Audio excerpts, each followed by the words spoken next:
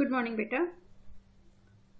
हम chapter 3 politics of plan development पढ़ रहे थे और अब तक हमने पढ़ लिया है major controversy, private sector versus public sector,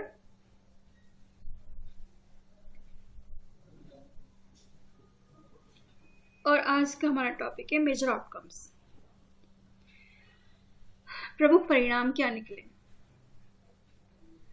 Of the three objectives that were identified in independent India, discussed in the first three chapters here, the third objectives proved most difficult to realize. जैसे कि हमने first chapter में पढ़ा था कि आजाद भारत के सामने तीन चुनौतियां थी। एक देश को एकता के सूत्र में पिरोने का, दूसरा देश में डेमोक्रेसी स्टैब्लिश करने का, और तीसरा देश में गरीबी खत्म करना और इकोनॉमिक डेवलपमेंट करना। तो ये थर्ड जो ऑब्जेक्टिव था, तीसरा हमारा जो उद्देश्य था, ये थोड़ा डिफिकल्टी साबित हुआ। यानी कि तीसरी चुनौती हमारे लिए कुछ ज़्यादा ही बड़ी चुनौती हो गई। Land reforms did not take place efficiently in most part of the country. Government ने लैंड रिफॉर्म्स प्रोग्राम लेके आए, यानी कि भूमि सुधार कार्यक्रम सरकार लेके आई। इसके अंदर पुरानी जो जमींदारी प्रथा थी उसे समाप्त किया गया। जमीन की चकबंदी और हदबंदी की गई। जो एक्स्ट्रा ज़मीनें थी जमींदारों के पास, या जिन किसानों के पास लैंड एक्सेस से ज़्यादा थी, उनसे ज़मीनें लेके गरीब किसानों को बांटने की व्यवस्था करी गई। पर यहाँ पर देखा गया कि सरकार के ये जो प्रोग्राम्स थे ये बहुत एफिशिएंटली पूरे भारत में लागू नहीं हो पाए। वो लोग जिनके पास पॉलिटिकल पावर था, मनी पावर था, उन्होंने अपने आप को बचाने के लिए अनेक तरीके निकाल लिए। Political power remain in the hands of the land owning classes and big industrialist continue to benefited and thrive while poverty did not reduced much. वो जमींदार, वो बड़े लैंड ऑनर्स थे जिनके पास पॉलिटिकल पावर भी थी, और उन्होंने गवर्नमेंट की इन पॉलिसी को ठीक से लागू होने ही नहीं दिया। The early initiatives for plan development were at best realizing the goals of economic development of the country and well being of all the citizen.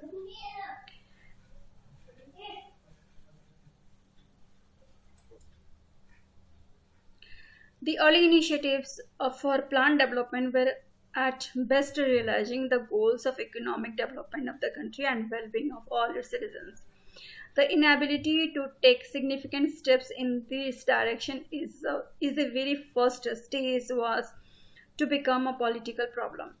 Those who benefited from unequal development soon became politically powerful and made it even more difficult to move in the desired direction. तो जैसा कि सरकार ने जो गरीबों के लिए, गरीबी ख़त्म करने के लिए लैंड रिफॉर्म प्रोग्राम्स और जो जितने भी प्रोग्राम लेके गवर्नमेंट में आई, और आज तक भी हम देखते हैं कि गवर्नमेंट जितने भी पॉवर्टी रिमूव करने के प्रोग्राम्स लेके आते हैं, वहाँ पर हमने देखा है कि वो लोग जो पॉलिटिकली पावरफुल है और पहले से ही रिच हैं, उन्होंने हमेशा गवर्नमेंट के जो स्टेप्स हैं उन्हें सही डायरेक्शन में लागू ही नहीं होने दिया। तो ये शुरुआत से लेकर आज तक भी हमारे सामने यही प्रॉब्लम आ रही है कि पॉलिटिकली पावरफुल लोग और लैंड ओनिंग पीपल्स और जो रिच पीपल हैं, ये लोग जो है गवर्नमेंट की पॉलिसीज़ को अपनी डिज़ायर डायरेक्शन में मोड़ देते हैं, यानी कि अपने बेनिफिट के लिए इस्तेमाल कर लेते हैं। Foundations. An assessment of the outcomes of these early phases of plant development must begin by acknowledging the fact that in this period, the foundations of India's future economic growth were laid. An assessment of the outcomes of this early phase of plant development must begin by acknowledging the fact that in this period, the foundations of India's future economic growth were laid. Some of the largest development projects in India's history were undertaken during this period. This including mega dams like Bhakra Nangal Dam, Hirakund for irrigation and power generation.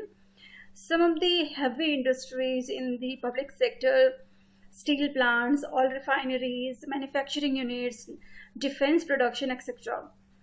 were started during this period. Infrastructures for transport and communication was improved substantially. Of late, some of these mega projects have come in for a lot of criticisms. Yet much of the later economic growth, including that by the private sector, may not have been possible in the absence of this foundation.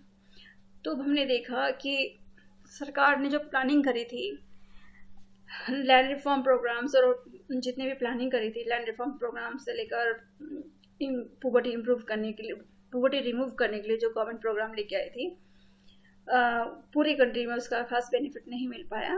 और उसका reason हमने देखा, जिनके पास political power था, economic power था, उन्होंने government की policies को तोड़ मरोड़ के अपने फ़ायदे के लिए इस्तेमाल किया। फिर भी ऐसा नहीं कह सकते कि कोई डेवलपमेंट प्रोग्राम हुआ ही नहीं था। हमने देखा कि इन्हीं दौरान फर्स्ट 5 ईयर प्लान के दौरान देश में बहुत मेगा प्रोजेक्ट्स आए थे। मेगा डैम प्रोजेक्ट से भाखरनांगल डैम, हीराकुंड डैम जैसे डैम, बड़े बांध का निर्माण किया गया ताकि इरिगेशन सिंचाई की व्यवस्था की जा सके, पावर जनरेट हो सके। इन्हीं दिनों गवर्नमेंट ने बड़े बड़े स्टील प्लांट्स लगाए, ऑयल रिफाइनरीज लगाई, मैन्युफैक्चरिंग यूनिट्स और डिफेंस प्रोडक्शंस हुए।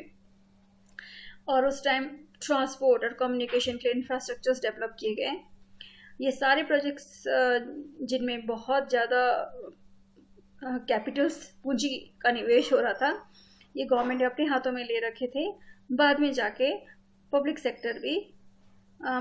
प्राइवेट सेक्टर भी जो है, अब आज हम देखते हैं steel plant, oil refineries, manufacturing units, इनमें जो है आपके प्राइवेट सेक्टर भी इनमें इन्वेस्ट कर रहे हैं। पर स्टार्टिंग में सारे सेक्टर गवर्नमेंट के हाथों में थे और गवर्नमेंट इन्हें ऑर्गेनाइज करता था। लैंड रिफॉर्म प्रोग्राम के बारे में पढ़ रहे हैं हम। In the agrarian sector, this period witnesses a serious attempts at land reform. Perhaps the most significant and successful of this was the abolition of colonial system of जमींदारी।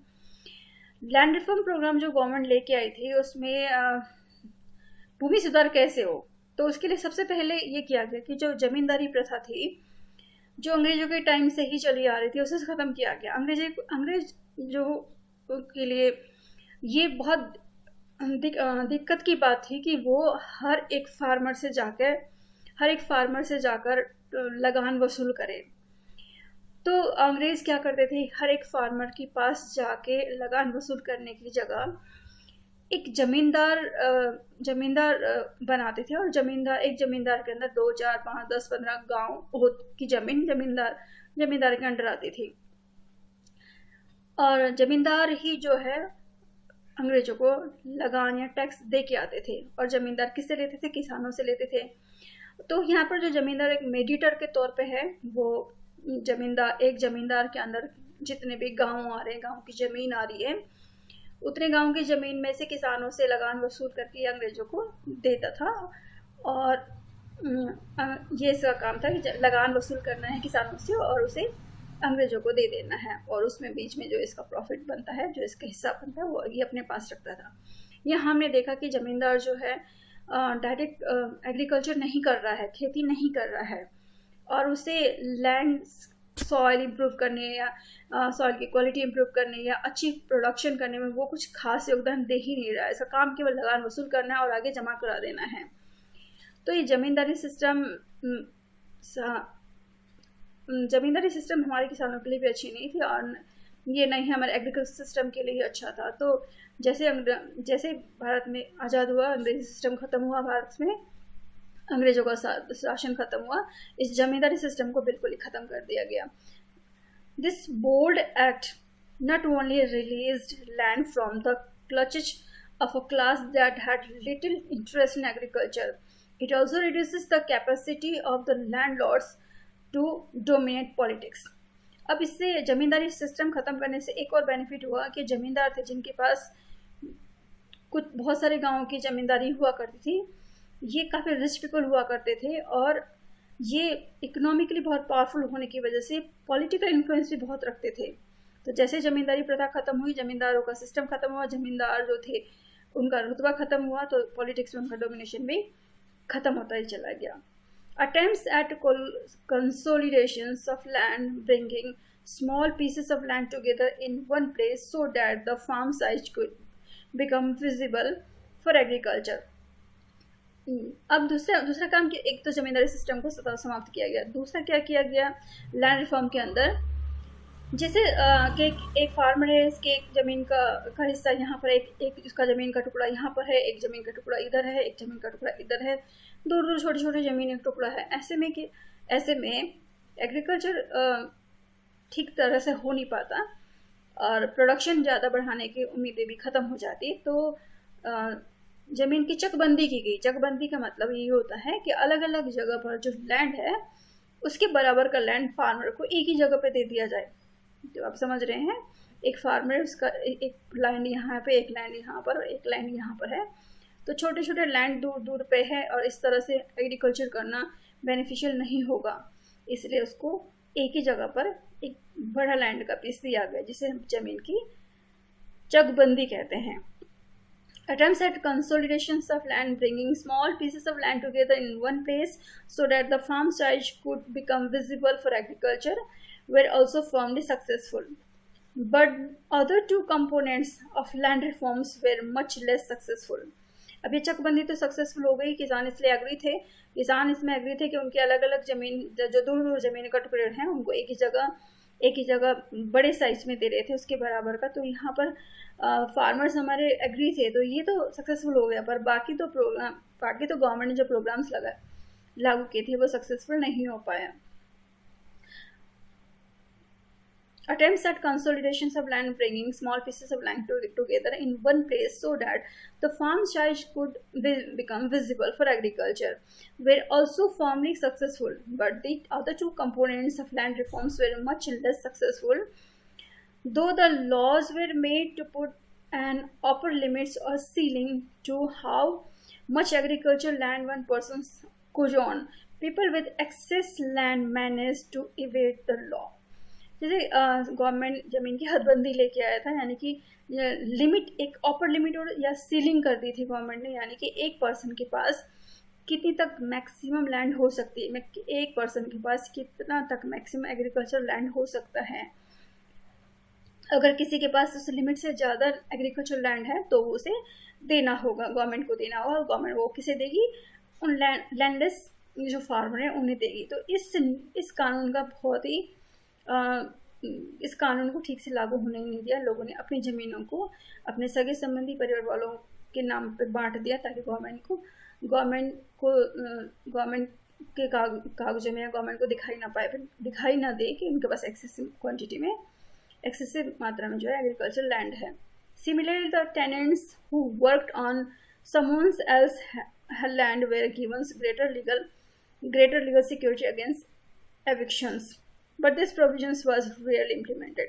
और हम जानते हैं कि उन दिनों जिनके पास खुद की ज़मीन नहीं होती थी वो दूसरों की ज़मीन पे बटाई पर खेती करते थे, यानी कि किसी और का लैंड है, किसी और का लैंड है, उसमें कोई और फार्मर जिसके पास अपनी ज़मीन नहीं है वो खेती कर रहा है, और इस खेती एग्रीकल्चर करने के बाद जो भी प्रोडक्शन होता है उसमें जितना भी शेयर उन्होंने निश्चित किया है, 50-50, 60-40 जितना भी शेयर निश्चित किया है, वो जो है आधा या 60-40 जो भी रेशियो उन्होंने निश्चित कर रखा है वो बांट लेते थे। एक इंसान जिसके पास अपनी खुद की ज़मीन है वो खेती नहीं कर रहा है, एग्रीकल्चर नहीं कर रहा है, उसकी ज़मीन पे वो दूसरा आदमी एग्रीकल्चर कर रहा है जिसके पास अपनी खुद की ज़मीन नहीं है, जो लैंडलेस फार्मर है, और जो प्रोडक्शन हो रहा है उसमें वो दोनों बांट रहे हैं जितना उन्होंने डिसाइड कर रखा 60-40। इसमें प्रॉब्लम क्या थी कि साल दर साल वो लैंडलेस जो फार्मर थे जिनके पास अपने खेत नहीं थे, उन लोगों को साल दर साल वो ज़मीन बटाई पे नहीं मिल पाती थी। इस साल मिल गया तो अगले साल नहीं मिलता, या मिल भी सकता है या नहीं भी मिल सकता, ऐसे में कोई फ्यूचर सिक्योर नहीं था फार्मर्स का।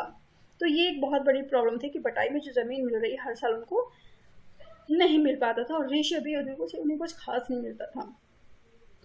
It was not easy to turn these well-meaning policies on agriculture into genuine and effective actions.